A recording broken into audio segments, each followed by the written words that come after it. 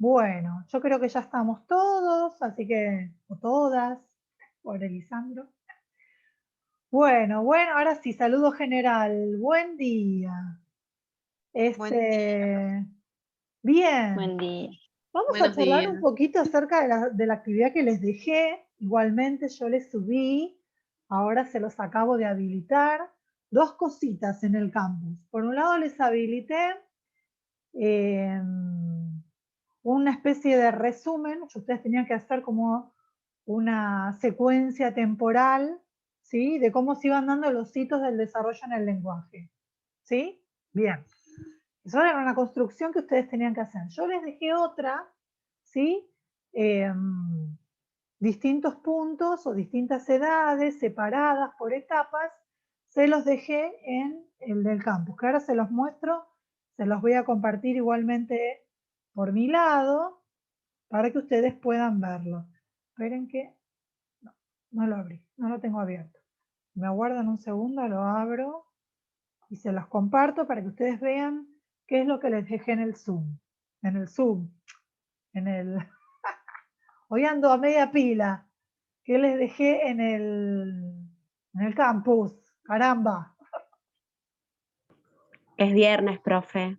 Es viernes, si ustedes ya me agarran totalmente cansada, sin voz, sin nada. Lo siento. No, ahora ahí me dejó abrirla. Perfecto. El que yo les dejé, ahora, a modo de resumen, para que ustedes tengan, es este que se llama hitos del desarrollo. ¿Lo ven? ¿Llegan a verlo? Sí, Bien. ¿Dónde yo se los separo? sí, bro. En una etapa que es prelingüística, ¿sí? Todavía no hay, uno no puede observar en el habla del niño, ¿sí? Indicadores de que hay un desarrollo en el lenguaje, ¿sí? Porque hasta el año no hay palabras, ¿sí? Audibles para uno. Si bien podemos saber que los bebés entienden, ¿sí? No pueden expresarlo en palabras, ¿sí? Bien, entonces hay una etapa que es prelingüística, donde está separada, por ejemplo, de 0 a 5 meses, cosas que yo puedo ver y que es bueno que aparezcan porque son como los precursores del lenguaje, ¿sí? Las bases en las cuales se van a sentar el desarrollo del habla, ¿sí? Entonces está separado de 0 a 5 meses, de 6 a 12 meses, y ahí cerramos la etapa prelingüística. Una etapa lingüística que surge a partir del año, ¿sí? Donde hay un periodo de palabra-frase que se da entre el año y los 2 años, y yo se la separé del año al año y medio y del año y medio a los 2 años, donde tengo ciertos indicadores, y un periodo de las primeras frases, ¿sí? A partir de los 2 años comienzan a armar oraciones al principio uniendo dos palabras, ¿sí? Y ahí vemos de 2 a 3 años qué es lo que observamos, y de los 3 a los 4 años qué otras cosas observamos, ¿sí? Esto lo tienen ahí en el campo, ¿ah? Pero a mí me gustaría ver, ¿sí? ¿Qué lograron armar ustedes? Así que hoy me voy a callar, hoy se me mueve mucho la mesita, hoy me voy a callar y las voy a escuchar, ¿sí? Cuéntenme qué cosas pudieron armar o qué cosas fueron observando, si seguimos una línea temporal, ¿sí? ¿Qué cosas vemos al principio? ¿Quién arranca? Vamos que hace frío y no tengo el mate preparado.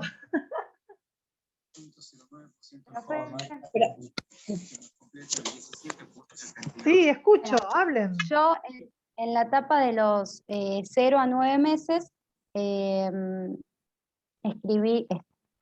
Esta es la etapa considerada como prelingüística. Durante los primeros meses el niño oye, pero no es evidente lo que oye, o sea, no entiende lo que está escuchando. Sí, Recién entre los 8 y 9 meses comienzan las imitaciones al mundo sonoro. Durante los primeros 8 meses va existiendo un continuo reaccionar reflejo frente a estímulos tácticos, auditivos y visuales. Bien, Existe la hacemos evolución una pausa. ¿Sí? Vamos a ir de a poco. Seguramente pusieron que el bebé no entiende. ¿Yo puedo decir que no entiende?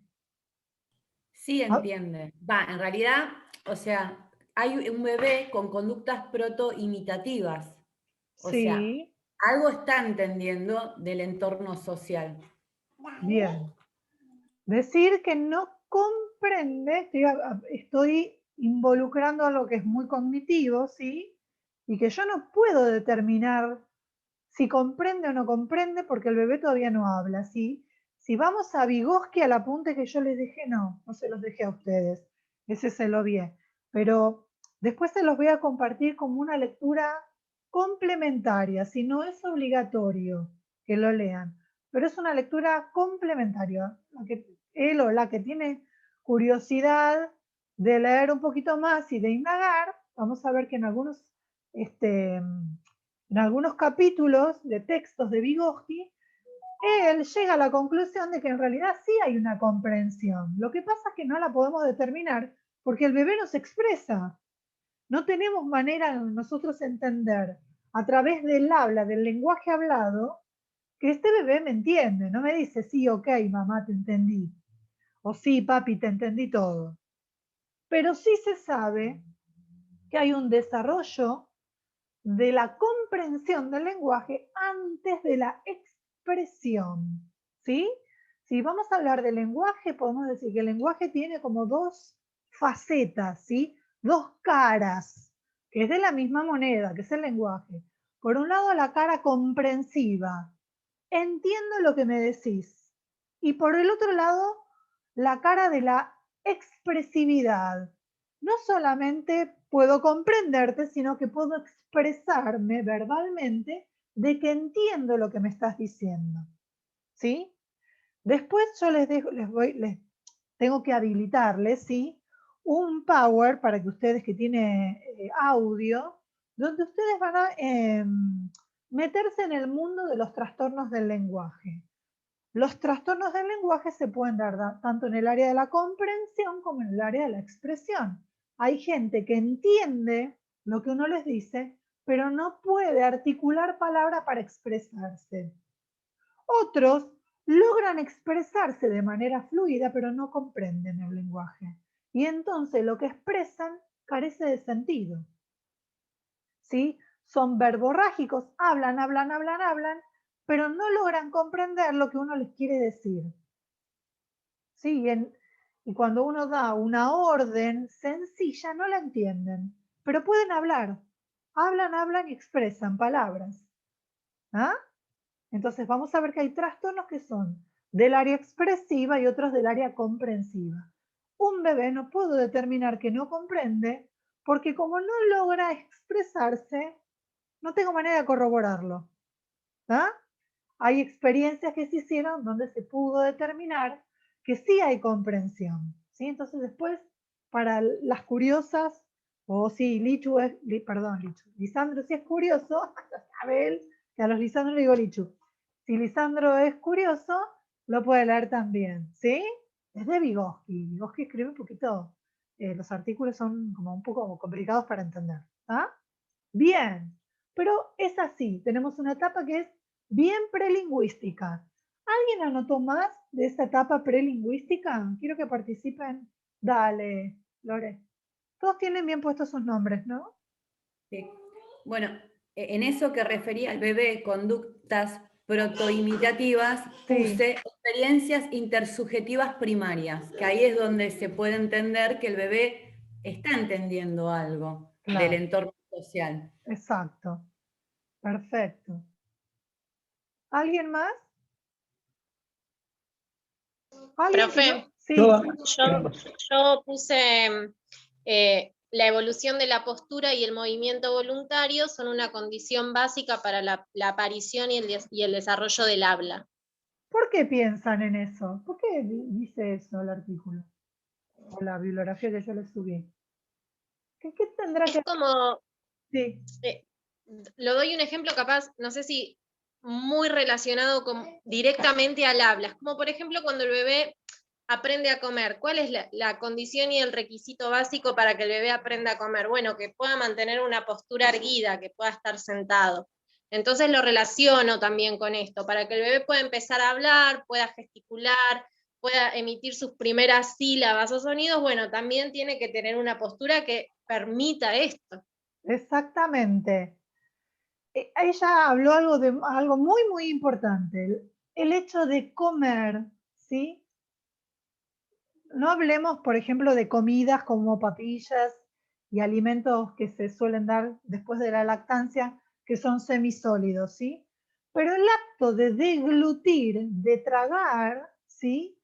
Es fundamental para el desarrollo del lenguaje o el desarrollo del habla, ¿sí? La deglución. Bebés que nacen prematuros y que durante mucho tiempo, ¿sí? Debido a su prematurez, son alimentados con sonda, ¿sí? Nasogástrica. Tengo vencida la pantallita de la computadora.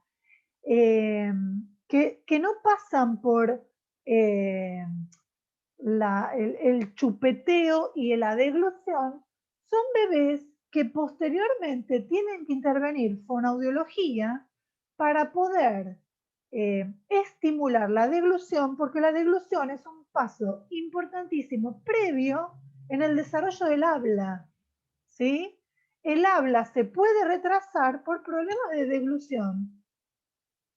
¿Y por qué por problema de deglución? Bueno, puede ser por un bebé que nació o que es hipotónico, es decir, su tono muscular generalizado es bajo, ¿sí? Son bebés muy flojitos y entonces la fuerza que tiene que tener la lengua para tragar les cuesta, o bebés que fueron alimentados durante sus primeros meses con una sonda nasogástrica donde no hay necesidad de tragar, ¿sí? Deglutir es tragar. Entonces a veces hay que hacer todo como una especie de rehabilitación para enseñar a ese bebé a tragar y que a posteriori no tenga dificultades en la expresión del lenguaje, en el habla, ¿sí? En la articulación. ¿Por qué? Porque, ¿sí? De hecho, hay en los adultos o gente ya avanzada, cuando fueron canulados en la tráquea, después quedan con problemas en el habla. Exacto, sí, sí. Tengo un amigo que tuvo COVID y estuvo intubado 2 meses y después le dejaron durante otros 2 meses más, le hicieron la traqueotomía, ¿sí? Y bueno, el hecho de pasar, ¿sí? Un tubo, así sea, nosotros decimos, bueno, una sonda nasogástrica finita, pero estamos hablando de un prematuro, ¿sí? Para un prematuro, una sonda finita es algo importante. Bueno, pensemos cómo eso afecta a las cuerdas vocales, ¿sí? Pasa al sistema digestivo. Pensemos si necesita alguna respiración, algún modo de respiración que sea artificial en un niño, ¿sí? A los 2 años, donde se tiene que dar el desarrollo o la explosión del lenguaje, comienza la explosión del lenguaje, que por diversas razones, problemas de salud, tiene que ser intubado para una respiración mecánica. Bueno, ¿cómo hay que volver a educar, ¿sí? O volver a poner en condiciones todo el aparato fonológico, ¿sí? Y el aparato fonológico no solamente son las cuerdas vocales, es la caja, ¿sí? La caja de resonancia que tenemos en la boca. Es una gran caja de resonancia. Pensemos en cosas simples como, no sé, Freddie Mercury, Queen, ¿sí? Pensamos en la sonrisa que tenía, los dientes eran todos desparejos, ¿sí? Tenía su paladar, que no era el paladar típico, ¿sí? Era el paladar formaba como una caja muy particular y él jamás quiso arreglarse sus dientes porque sabía que al arreglar sus dientes, arreglando, dándole otra forma a ese paladar, iba a perder su voz, ¿sí? Entonces hay muchas cuestiones al momento del habla y que hacen propio nuestro tono de voz o nuestro timbre, que es esta gran caja de resonancia que es la boca. ¿Ah? Entonces, bueno, el hecho de una postura apropiada permite el desarrollo del habla. ¿Ah? Bien, ustedes después lo van a ir aprendiendo cuando tengan que empezar a dar clases y tengan el aula con 35 niños, niñas, que están todos hablando al mismo tiempo y cómo uno tiene que ponerse posturalmente, ¿sí? La postura que uno tiene que lograr para obtener una buena voz, una voz que llegue hasta el que está sentado allá en el fondo y está cuchicheando con su compañero o con su compañero. Y los que utilizamos mal la voz, ¿cómo quedamos seguida difónicos o difónicas? Bien, ¿qué más? ¿Qué más de la etapa prelingüística? ¿Qué otras cosas tienen que aparecer? Profe, entre los 9 y 18 meses, yo no, profe, no activo la cámara porque anda mi nene dando vueltas, profe, No por pasa eso. nada, que ande dando vueltas, que se asome, que haga morisqueta, nos matamos todos de la risa, no pasa nada. Quiere rayar el cuadernillo, así que por eso Sí, que lo desactivé. haga, son niños. Yo puse que entre los 9 y los 18 meses, el nene va a responder ante su nombre, comprende el no o parece que comprende, va a empezar a repetir sonidos y sílabas y va a imitar al adulto, profe. O sea, a mí me pasó con Perfecto, mi nene, por ejemplo. bien. O cuando uno le dice, ¿por qué no me das esto? O tomaste juguete.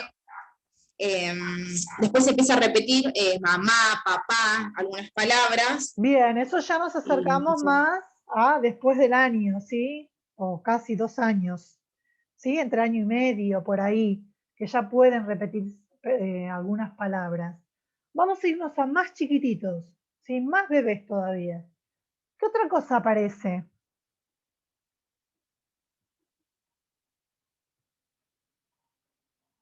Profe, las emisiones sonoras, que son silábicas, Bien, por sí, ejemplo, babá y esas cosas que ellos repiten. exactamente. Comienzan. Y antes de eso aparece lo que se llama sonidos guturales, ¿sí? Porque ahí ya empiezan a emitir sílabas. Ba, ¿sí? Pa. Que no dice ni mamá ni papá, pero nosotros le adjudicamos significado y eso es fundamental que lo hagamos, ¿sí? Porque después ellos asocian, comienzan a asociar. Bien, pero antes de eso empiezan sonidos guturales. No hay sílabas todavía. Profe, Sí, eso lo que usted lo está diciendo, yo lo puse en el tercer mes, porque yo fui mes por mes, primer mes, segundo mes, tercer perfecto. mes. Igual, Lo que usted está diciendo lo puse en el tercer mes y en el cuarto perfecto. retomé el audio que usted había mandado como ejemplo, que aparece un balbuceo. Bueno, después el quinto y en el sexto mes sí los uní, pero Bien. bueno, lo hice así, como para que usted tenga una idea. Igual, a ver, no me interesa que se sepan mes a mes qué pasa, pero sí entender esto, ¿sí? Que lo primero que va a aparecer es esto de los sonidos de... ¿Sí? Sonidos que empiezan a ser el famoso, que dicen las abuelas, el famoso ajo, ¿sí? Que aparece cerca de lo que dice la compañera, entre los 2, los 3 meses, a veces... Después antes de eso, ya que aparezcan, o paralelo a que aparezcan estos sonidos, como indicadores del lenguaje, que no hay nada emitido, comienzan esto de los ritmos, ¿sí? Las alternancias en los ritmos, que antes que se noten los sonidos en la emisión de sonidos, a veces, ¿sí? No emiten sonidos, pero en sus movimientos de ejercicio, ¿sí?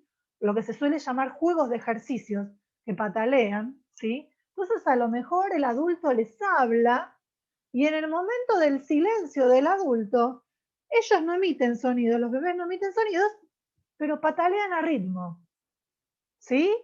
Se sacuden su cuerpito a ritmo. No hay emisión de sonidos, pero muestran esta alternancia de los ritmos que aparecen propios en el diálogo. Hablo un cachito yo, te escucho, hago silencio y te escucho, hablas un poquito vos, ¿sí? Mientras que yo te estoy escuchando, hablo yo, vos te callás, estas alternancias o ritmos que todavía no se dan con el habla, se dan a veces de manera corporal, ¿sí? ¿Ah? Y eso es fundamental, son bases para el desarrollo del lenguaje, ¿sí? Bien, ¿qué otras cosas fueron encontrando?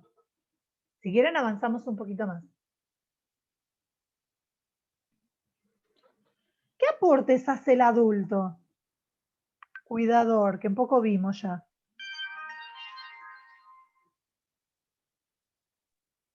Profe, Sí, yo había notado la interacción y la sobreinterpretación, bien, esto de interpretar sí, aquellos gestos, movimientos, vocalizaciones del bebé, darle una interpretación y que eso ayuda o posibilita el desarrollo de la comunicación intencional, que es lo que dice uno de los textos. perfecto. Eso es fundamental, ¿sí? El rol del adulto que sobreinterpreta, que le empieza a dar sentido, aunque no sea, si no hay ningún sentido en el bebé, ¿sí? Algunas cosas surgen totalmente de manera refleja o espontánea, y la interpretación del otro hace que, para mí que estoy desarrollándome, de manera paulatina, vuelva a ponerme en sintonía con el sentido que le está dando el adulto y los dos terminemos dándole el mismo sentido. ¿Sí? ¿Ah? Bien, la sobreinterpretación es fundamental. ¿Qué otra cosa encontraron? Si no encontraron nada más, seguimos avanzando en la edad. Me encantaría que todas participen. El estímulo puede ser, Bien, y el estímulo, el generarle, ¿cómo podemos entiendo, estimular? hablándole, Bien, El hablándole, estímulo de- gestimulando con la cara. bien, a través de Mostrándole juguetes. bien, mostrándole objetos para asociar la palabra con el objeto. ¿Qué más? Profe, Sí, eso lo puse entre el séptimo mes. Yo puse bien, que tienen un reaccionar reflejo frente a estímulos táctiles, auditivos y visuales. bien. Entre el 7 y 8 meses lo puse, los 2 meses juntos. Perfecto. Pensemos que el desarrollo del lenguaje o el desarrollo específicamente del habla es algo multimodal, ¿sí? Se da a través del ingreso de distintas, desde los distintos sentidos, ¿sí? El desarrollo del habla o del lenguaje necesita de lo visual, no solamente de lo auditivo, de lo táctil, ¿sí? De lo propioceptivo, del movimiento corporal. El desarrollo del lenguaje se Lo da. kinestésico. ¿Cómo? Lo kinestésico. Exactamente, ¿sí? De todo eso. Todo eso va a aportar al desarrollo del lenguaje y dentro del desarrollo del lenguaje, el desarrollo del habla, que es la parte expresiva del lenguaje. ¿Ah? Bien, ¿qué más? En esta etapa el bebé observa al adulto, su cara, su rostro, la Ujú, expresión, ¿verdad? exactamente, sí. Hay una investigación,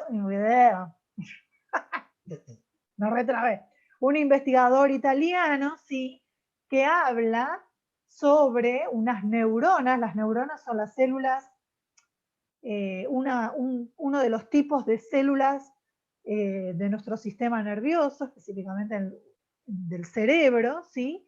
Este investigador italiano nombra unas células, es decir, unas neuronas específicas que él llama neuronas espejo, ¿sí? Y él va a decir que estas neuronas son fundamentales para lograr la imitación, ¿sí?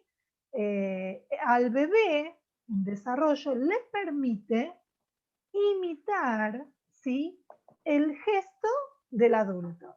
Y entonces uno ve imágenes muy chistosas donde a lo mejor el papá le hace un gesto y el bebé tiende a imitar el mismo gesto, ¿sí? Y esto es fundamental también para el desarrollo del habla o del Están acá, lenguaje. ¿no? Además de que en sus primeros meses el centro de atención del rostro del otro es este famoso triángulo que nombra Lisandro, ¿sí? A medida que se va desarrollando la visión, se va ampliando ese campo visual y es fundamental cómo imitan los bebés, ¿sí? Si uno busca en Google imágenes, va a ver muchas imágenes donde está el rostro del adulto y el rostro del bebé, imitando los dos, haciendo los dos el mismo gesto, y genera mucha ternura. Y eso se debe gracias a estas neuronas que descubrió este tal Rizzolatti, que es neuronas espejo se llama, ¿sí? Que nos permite imitar el gesto del otro. ¿Ah?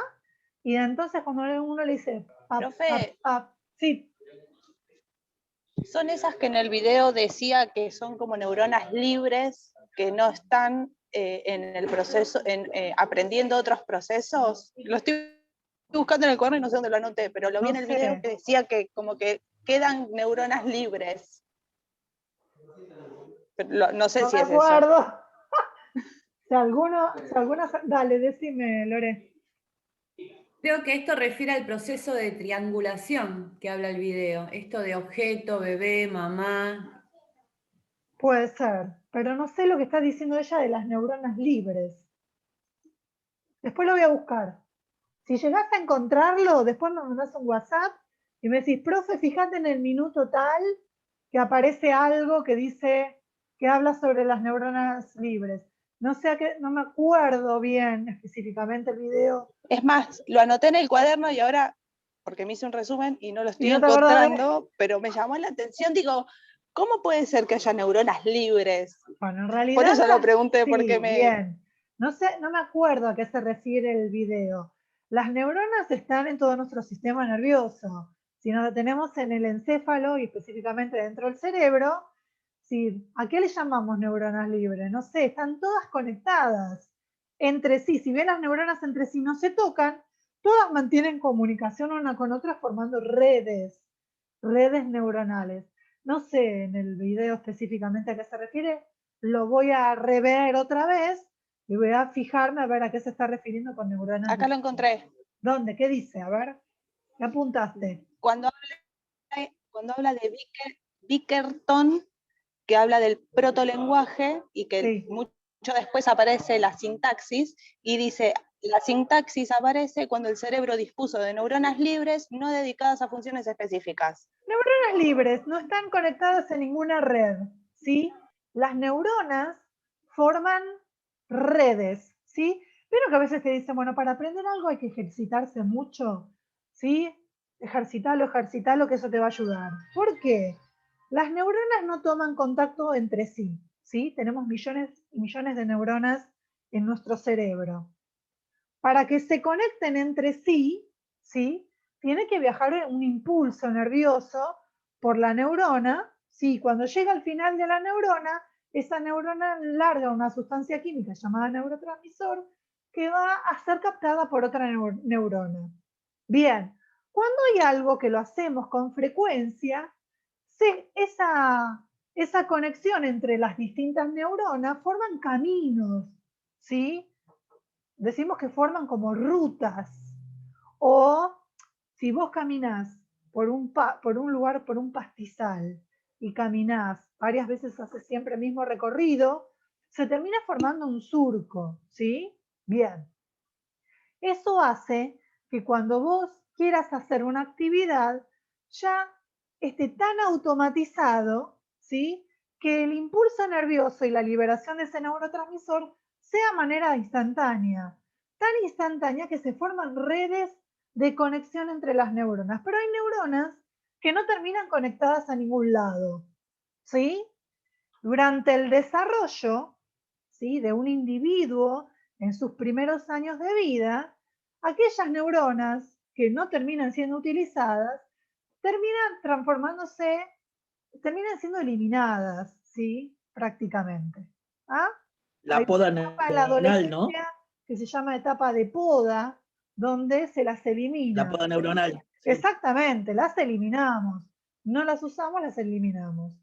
Entonces, Hay otro proceso que es fundamental que se llama plasticidad cerebral, donde si yo utilizo determinadas neuronas para cumplir o hacer determinadas actividades o funciones, cuando yo pierdo esas neuronas, tengo la posibilidad de utilizar otras, ¿sí?, que me ayuden a cumplir esa función que perdí. ¿Sí? A eso se le llama plasticidad cerebral. Entonces, si yo pierdo la capacidad, ¿sí?, de ver, ¿sí?, vi durante determinada época y pierdo la visión, tengo la posibilidad de potenciar, ¿sí?, otras funciones para compensar esa función que perdí. ¿Sí? Gente que tiene determinados Por eso accidentes. cuando Sí. Mi papá, por Sí. ejemplo, perdió en un accidente el olfato y el gusto. Bien. Y detectó que tiene como mayor, y un ojo, y tiene como mayor, en su juventud, ahora ya es viejo, no, capacidad auditiva. Potenciamos otras funciones, ¿sí? Necesitamos compensar, el cuerpo compensa lo mejor que puede. Obviamente que a medida que los años va avanzando es más difícil compensar, pero si hablamos de un bebé, ¿sí?, o hablamos, sí, entre 0 y 2 años, pensemos todas las neuronas a disposición que hay en ese cerebro para ser utilizadas, ¿sí? Y es a eso a lo que se refiere en el video. Son neuronas libres que pueden ser utilizadas. Imaginemos a nuestra edad, ya no hay tantas neuronas a disposición como en un bebé. ¿Ah? Pasamos por distintas podas, ya estamos en un declive cognitivo bastante importante, ya neuronas que se nos mueren y que no hay manera de ser repuestas de alguna forma, ¿sí? Entonces la plasticidad cerebral a nuestra edad es un poquito más compleja. No quiere decir que no exista, pero no llega a compensar de la misma manera que en un niño pequeño o en un joven. ¿Sí? Bien. Entonces, Profe, ¿eso tiene que ver con la facilidad de aprendizaje que tienen los más chicos, o cuando aprendemos algo cuando somos más chicos y cuando somos más grandes, o sí, tenemos más miedos, o nos cuesta más, o tardamos más en sí, aprender? claro, No sé, no es más miedo. ocurre como A el ver, manejo, por ejemplo. Hay sí, chicos que empiezan a manejar muy jóvenes y por ahí uno cuando es más grande como que le cuesta más sí. memorizar o ser Más algo allá más de los mecánico. temores que puede llegar a haber, ¿sí? Temores depende de lo que quiera aprender, sí existe un declive cognitivo que empieza a surgir a los 35 años, más o menos, ¿sí? Donde se van perdiendo algunas habilidades, esto que decís vos, un poquito menos de memoria, un poquito menos de atención, pero que se compensa, porque uno va a decir, escuchame, yo tengo 40 y para mí a los 40 años yo aprendí un montón de cosas que no me las olvidé nunca más. Lo compensamos con experiencia, ¿sí? Con ciertas habilidades que nos brindó la experiencia de los años transcurridos, compensamos ese declive cognitivo. Y entonces uno dice, no importa la edad, podés seguir aprendiendo. Sí, está bien, ¿cómo puede ser? Declive cognitivo ya hace más de 10 años, pero yo puedo seguir aprendiendo. Bueno, porque estoy utilizando otras habilidades, que es la experiencia. ¿Ah? Y entonces, tengo 40 y pico, voy a cumplir 54, no estoy hablando de mí. Tengo 40 y pico, me va mejor que a la que tiene 25 y que está en su plenitud cognitiva, a mí me va mejor que a ella. ¿Cómo puede ser? Y bueno, yo tengo experiencia y la experiencia me permite saber o tener mejor noción de cuál es mi mejor manera o cuál es mi mejor estrategia para aprender, que la otra todavía no la descubrió. ¿Sí? Tengo mayor experiencia y la experiencia me permite saber que esto es importante y que a este docente le interesa más esto que aquello. Tengo la habilidad de administrar mejor mi tiempo. ¿Sí? Cosas que te da la experiencia de la vida a pesar del declive cognitivo. A pesar de que algunas habilidades medio que empiezan en bajada. ¿Sí? Y que a la otra o al otro no le está pasando, pero tiene menos experiencia. ¿Ah? Entonces, Me si hablamos- alegró el viernes. Nunca es tarde, no, obviamente. Yo tengo, voy a cumplir a los 54 y yo sigo estudiando, ¿sí? Sí me doy cuenta que hay cosas que memorizo y que si no vuelvo a reforzarla de manera continua la pierdo. ¿Ah? Que es propio de la edad.